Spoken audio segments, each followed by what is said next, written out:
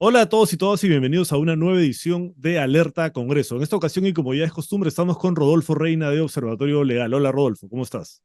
Hola David y saludos a todos los amigos de Epicentro.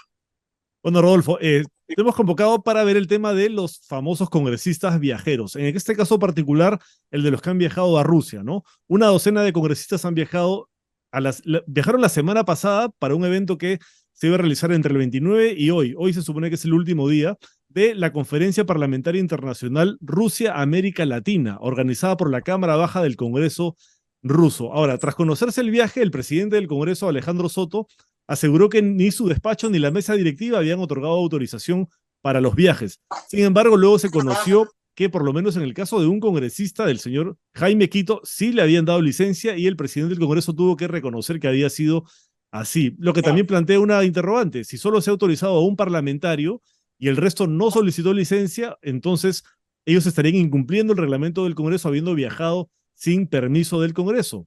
El presidente del Congreso y los propios parlamentarios viajeros han defendido este viaje diciendo que no, esto no le está costando nada al Congreso, ¿no?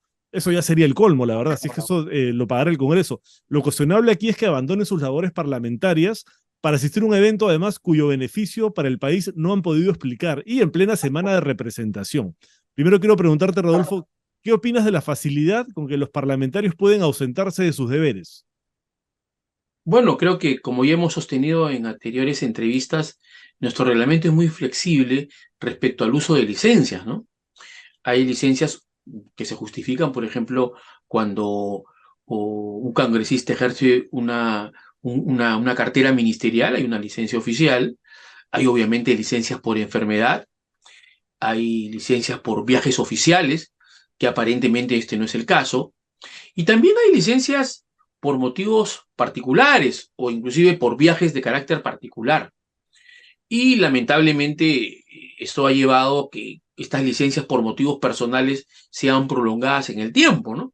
Han habido congresistas que inclusive han hecho posgrados, han pretendido residir en otro país, etcétera, cosas que ya los medios de comunicación han dado cuenta. Entonces, esta flexibilidad está trayendo como consecuencia estos serios cuestionamientos al desempeño de los congresistas en sus funciones. Entonces, lo primero que hacer es modificar el reglamento para que sea más acotado, para que sea más exigente. Sin perjuicio de esto, si bien es cierto el Congreso permite las licencias por viajes particulares, que sería este el caso, porque se entiende que si bien es cierto había declaraciones contradictorias respecto al presidente del Congreso, porque primero dijo que no había, nadie tenía licencia, que era un viaje particular, y luego mencionó que respecto a un congresista aparentemente sí estaba autorizado. En fin, independientemente de estas contradicciones que se dilucidarán en el contexto de una investigación en la Comisión de Ética, etcétera, lo que debe ocurrir aquí es que esas licencias de viaje particular tampoco significa que estén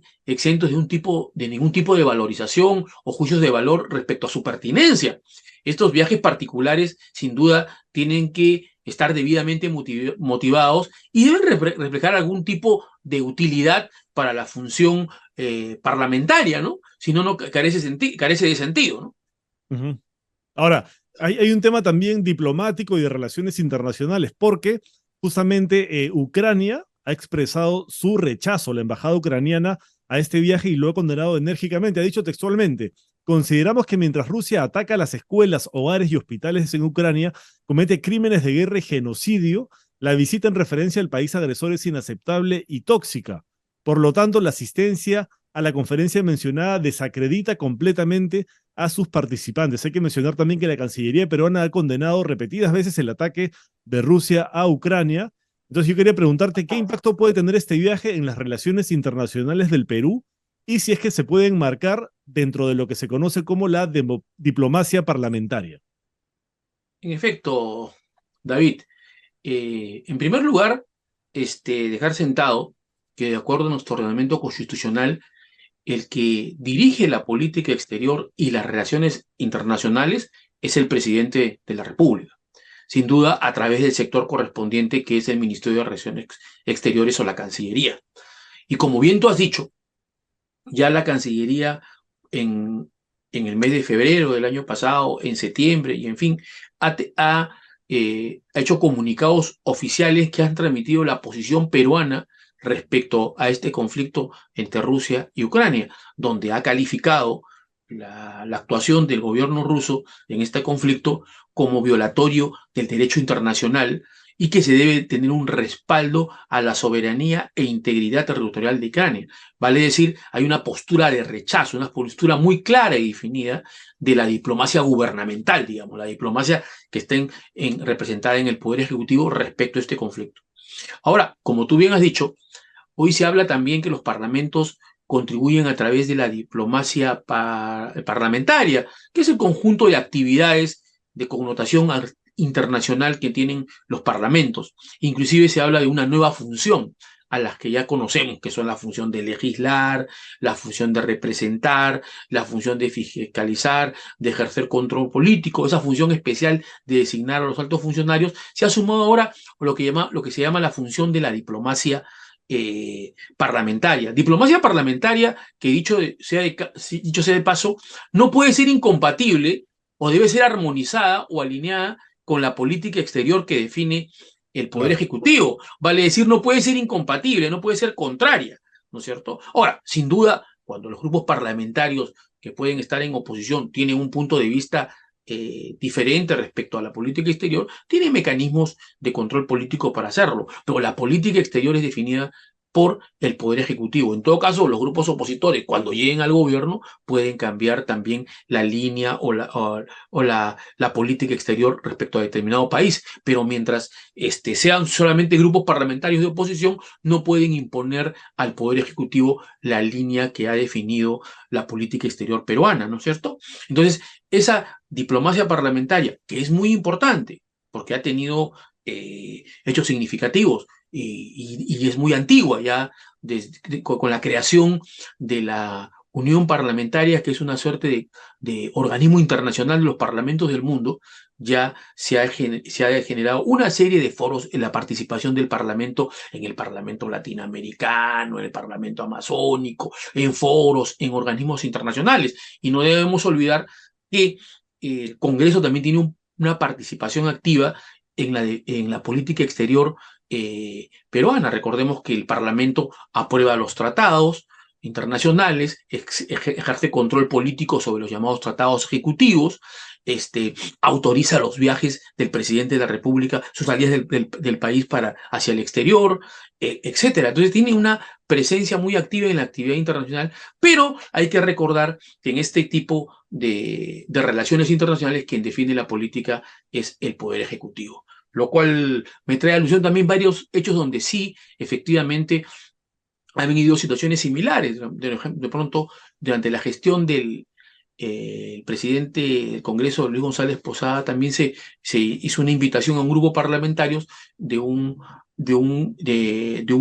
economía, porque no es entendida por el país como un país, que tenía una relación con una controversia sobre su estatus, y se invitó a un grupo de parlamentarios, inclusive con todo pagado, etcétera, etcétera, pero que gracias a la persuasión del presidente del Congreso de ese entonces, logró desalentar este viaje porque ponía en tela de juicio la política exterior del gobierno en ese momento. Y así han habido hechos que con el expertise y con el manejo que puede tener realmente un presidente del Congreso, podría haber disuadido de este viaje. Pero sin embargo, nosotros vemos pues que este Parlamento y su presidente están sumamente cuestionados y no tienen el peso político de poder ejercer un liderazgo en estos temas. Y por eso que se ha presentado este viaje y ha generado inclusive reacciones contradictorias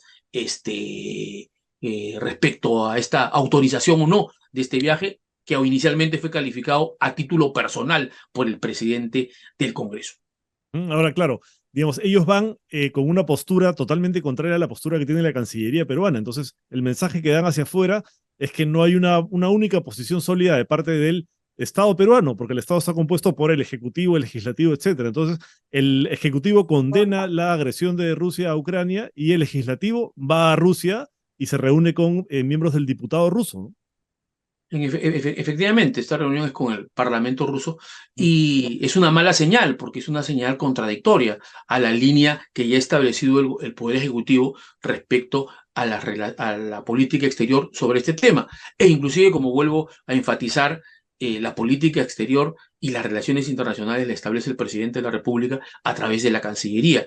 Y la diplomacia parlamentaria no puede ser incompatible o contraria a la política exterior que ha definido el Poder Ejecutivo, ¿cierto? Entonces, eso es lo que tiene que darse. Una actuación de este tipo solamente genera un impasse y reacciones como ha ocurrido de parte de Ucrania respecto a este viaje. Totalmente innecesario, impertinente. Lo que sucede es que lamentablemente, como parte de este deterioro de la clase política enquistada en el Parlamento, existe pues un interés más doméstico, más subalterno detrás de estos viajes, que es la de viajar pues gratuitamente, ¿no? Porque ha sido cubierto, como dice, por el Estado ruso, y sin duda eso de ahí pues se debe más a querer ver la actividad parlamentaria como una actividad turística, sin medir los impactos que puede tener en la política exterior peruana. Lamentablemente, ese es el nivel de nuestros parlamentarios hoy actualmente, ¿no? Además, los viajes se han incrementado en comparación a legislaturas anteriores, ¿no? En efecto, en estas dos últimas, durante este mandato parlamentario, el presupuesto para viajes exteriores se ha duplicado, de acuerdo al portal de transparencia del Ministerio de Economía, lo cual denota esa falta de conciencia de la realidad, ¿no? Un país con una desaceleración de la economía, un país con problemas eventualmente que nos va a traer el efecto climatológico del fenómeno del Niño, requiere de nuestra clase política sensatez y sobre todo austeridad, ¿no es cierto? Entonces, si bien es cierto, es importante que nuestro Parlamento se relacione o se vincule con el mundo, debe ser en base a criterios de oportunidad, de prioridad, y que realmente sirva de ventaja, ¿no?, para la política exterior peruana, y no estos viajes que más parecen viajes motivados por el afán más turístico que político, ¿no? Aunque hemos escuchado inclusive algunos parlamentarios que van a aprovechar la ocasión, dice, para pedir algún tipo de ayuda, becas, etcétera, para para el Perú. Pero yo creo que esos son argumentos que están saliendo luego de que se hizo pública este cuestionamiento, este viaje, ¿no? Además, obviamente, seguramente el Estado ruso, dentro de su perspectiva de fortalecerse institucionalmente, de repente va a ofrecer becas, va a ofrecer un montón de ayudas, pero en el contexto de la política exterior peruana ya definida por el gobierno, resulta pues bastante cuestionable hacer ese tipo de gestiones, ¿no? Ahora, finalmente, Rodolfo, la Comisión de Ética le ha pedido información a la Oficialía Mayor del Congreso para saber cuántos congresistas de los que viajaron pidieron licencia, y en base a esa información, el presidente de este grupo de trabajo ha dicho que van a ver si abren una investigación. ¿Cómo debería actuar el Congreso frente a este caso? Ya, bueno, en principio acá hay un tema bastante, creo que delicado, hay que verlo con pinzas, ¿no? Es el tema de que el presidente del Congreso, el señor Alejandro Soto, dio un comunicado oficial diciendo que no había sido autorizado por no había autorizado la mesa directiva del Congreso este viaje, e inclusive lo calificó a título personal. Entonces, nos causa extrañeza que ahora luego se haya corregido o haya precisado respecto a un congresista en particular.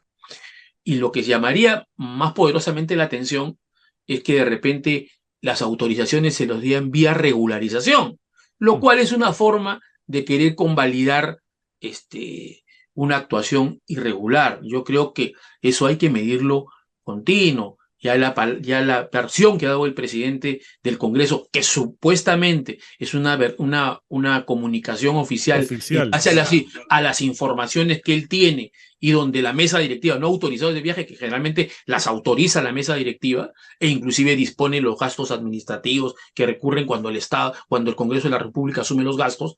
Nos causa extrañeza que no haya existido esa desinformación, o que de pronto pretendan regularizar las autorizaciones de viaje con posterioridad. Posteriormente.